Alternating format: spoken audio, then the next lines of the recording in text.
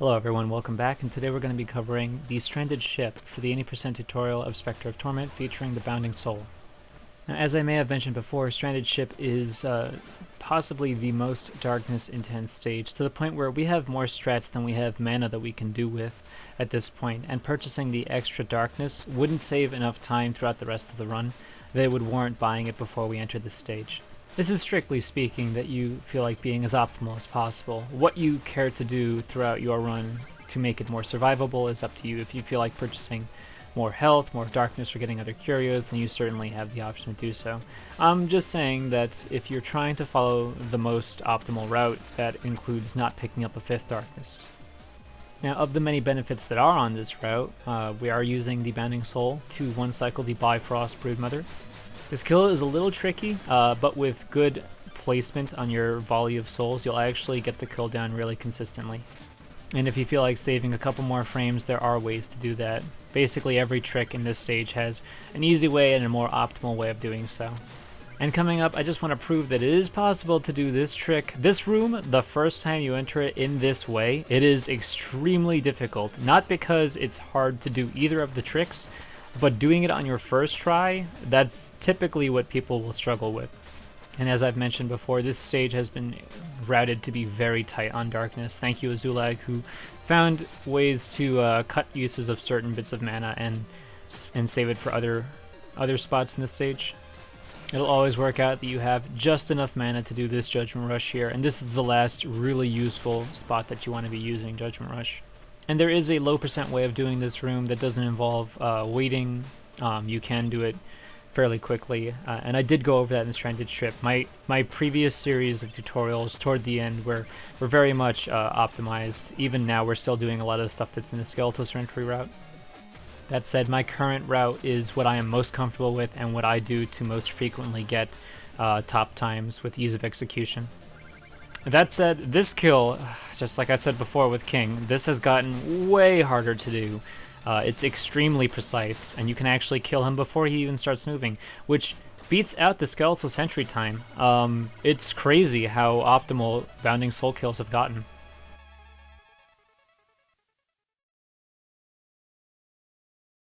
Now, on this series, I wouldn't normally play out this much of the second run-through to explain what's going on. However, the beginning needs to be looked at in slightly better detail. Just pay attention to what exactly I'm doing to get through the stage, and I'll slow down again when I get to a more appropriate point of the run. But this intro is really optimal, and you do need to try and be mashing as many frame saves as you can with Judgment Rush, minimalizing your jumps, making sure that you're grinding in the opposite directions as least an amount of time as possible.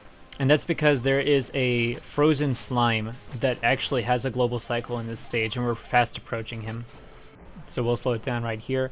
In this next room, you need to be getting jumps that cut corners, and that is simply to get this earlier frozen slime cycle. You need to do full jumps slightly as late as possible so that you can clear the entire of this platform and keep your terminal velocity as you cut around the corner. You need to do that twice, and this just barely allows you to save enough time for the frozen slime. Now, if you land on both of those corners like you normally would in a more lax speedrun, you'll be before this slime, but if you only land on one of them, then the slime will land directly on top of you. If you cut both of those corners, though, you'll actually beat this slime, and you won't actually have to cut him, you won't have to wait on him, you'll just get to pass him.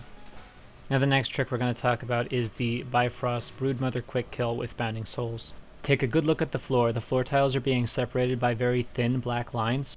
I try to land in the middle of this room, and then I adjust by moving slightly to the left so that Specter's foot is just to the left of this line.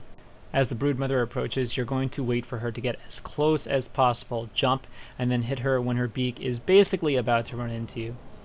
If you hit the broodmother too close to the right, then broodmother is basically going to be off screen from the recoil. But for some reason, if you allow the broodmother to be very close to you, then she'll stop basically directly over the pit to your right. Now it's time to feed her the meatballs, and I'm being as literal as possible. You actually want to position Specter so that your 4 shots of Bounding Souls look like they're going straight through her beak. Any closer and the rebounds won't actually hit her on the way back. Then it's 2 cuts, 1 rising slash, and then a regular down slash, and you'll kill her on the way down. Shoutouts to Patois who found this kill. It took a lot of time to make this kill even remotely consistent. So here's this kill again at full speed, right into the middle of the room, slightly left of center. Recoil bounce, 1, 2, 3, 4, 1, 2, jump slash down dash, and she's done. Now one of the low percent strats is actually now the norm for any percent. We used to go through this room using Judgment Rush, but we no longer have that luxury because we have to save that mana for later use in the stage. You need to wait just a little bit of time here, clear out the snow blocks and wait for the Steveless holder to get towards you, jump over him, and then you're positioning yourself to do a dash attack on the switch, but you kind of want to bonk your head into the ceiling with that dash attack. If you do this correctly, then you'll actually get to dash that thing twice without having moved the first time, so you won't lose time going in the opposite direction. And then again, preference is up to you on how you want to hit this second switch. I still prefer to slide up to it, wait, hit the switch, and then fall. Other runners will hit the switch early, grind, bonk into the wall, and the bonk will actually position you in such a way that you fall down safely, but it's a little scary for me. I'll pass on that one. So here's this room at full speed. I like to jump into the transition, hit the switch, wait a moment, 2 dash attacks, and then I leave. To my liking. Now in this room, my setup for getting through without taking damage and using the soul to actually hit the switch a second time, similar to how the Skeletal Sentry was used, is I'll hit that first switch, and that was done by tapping left before I jumped so that I would actually lose my momentum, and then face left as I jumped. Hit the switch, turn around, jump over the spear, and as I pass this area with the red gem, I jump underneath the ceiling right about here, launch a soul, and then I have a little bit of time to kill. If you go too fast, you're going to get hit by this spear up top, and you want to jump like this so that when the switch gets hit by the bounding soul, you are jumping over the ledge, and you don't have to do a ledge hop to leave the room. So looking at this room at full speed, hit the switch, jump over the spear, launch soul, wait a second, and now you're making your way into this awful nightmare of a room. As I said before, I went over this in my previous Stranded Ship guide, so I'm just going to show it briefly. You can, in fact, clear this jump in one single attempt without having to ledge hop over this small ledge.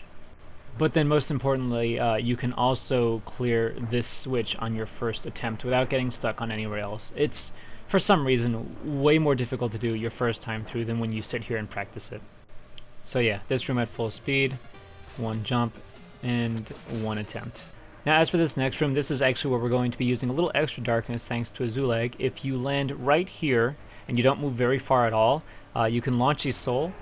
It's a little precise, and if you miss the switch, it's probably because you moved a little too far forward before you launched that soul. It'll hit the switch for you, and you can clear the first wall. It'll disappear immediately as you get to it, and then launch another soul about here. This is a very easy one by comparison. You just launch it and go, and it'll hit the switch way below you as you pass over it. So yeah, this room at full speed, you land into the room, fire a soul, jump as it approaches, fire another soul, keep going. Very, very simple tricks. Now this is not a huge time save, but we do have the spare darkness to be doing this in this room as opposed to using darkness elsewhere. You're going to hit the first switch normally, and then as you get to the second rail, make sure you have Judgment Rush equipped. Jump as far to the right side of the rail as you can. Use that grinding momentum to get yourself off the rail lip.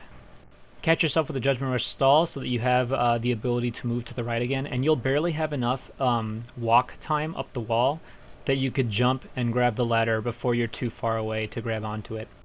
So again, really quickly, this room at full speed, make sure your Judgment Rush is equipped, hit the first switch, jump as far to the right on the second rail, and Judgment Rush stall so that you can leave. Now, if played correctly and you didn't accidentally spend mana or waste mana missing any tricks, then you should have just enough darkness to do Judgment Rush on this White Wisdom. Judgment Rushing this Wisdom is not fast if you cannot grab onto the wall and skip having to ride the red rail. So make sure that as you're mashing Judgment Rush, you hold right and immediately mash slash so that you grab onto the wall and let go before you have a chance to catch onto the red rail. Now, if you're really comfortable with your ability to do so, then as soon as you know you've caught and let go of the wall, you can turn left and dash slash the White Wisdom, and you will not fly into the spikes, which is a reason why I didn't do this trick previously. So again, we'll be taking a look at this room at full speed. Enter the room, mash Judgment Rush, hold right, be mashing slash, and then slash immediately back.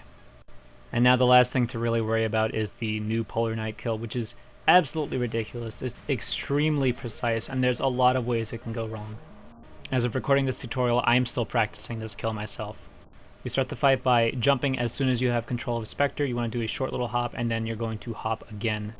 The second hop needs to be slightly low to the ground because you want these souls just to hit Polar as soon as possible. And you're going to damage boost off that first snowball. Now these second souls need to be launched kind of as quickly as possible. First you're going to run up and do, again, as soon as possible, 2 slashes, one to the right and then one to the left. And you need to kind of hit Polar with the tip of your scythe that first time. Now as soon as you've done your second slash, you need to launch those 2 other souls immediately. You can get 2 more grounded slashes on him before he jumps away. And then you have to turn around immediately and wait for the snowball. You need to damage boost off of it to the left at the last possible moment. This will give you the most amount of iframes to be stood on spikes while setting up the last half of this kill. Move slightly to the left, and you want to try and get a corner dribble with these 2 souls. They need to also be slightly delayed so that they are still going through Polar as you're hitting on him. So that's 2 souls, 2 cuts, jump to the right, throw 2 more souls. He should still be in damage frames, so he shouldn't hit you. Land or do a dash attack. At this point, it's just a scramble to get him before he gets away from you. So again, here's your kill at full speed. It's really, really hard. Jump, 2 souls, cut, 2 more souls, 2 more cuts, damage boost, 2 souls, 2 cuts, jump, 2 more souls, and then attempt to finish him off at that point.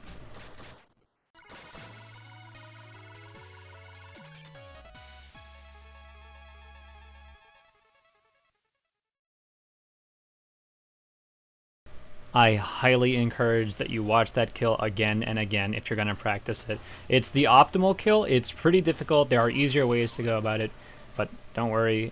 That's really just the super hard stuff that I did promise would be in this tutorial series.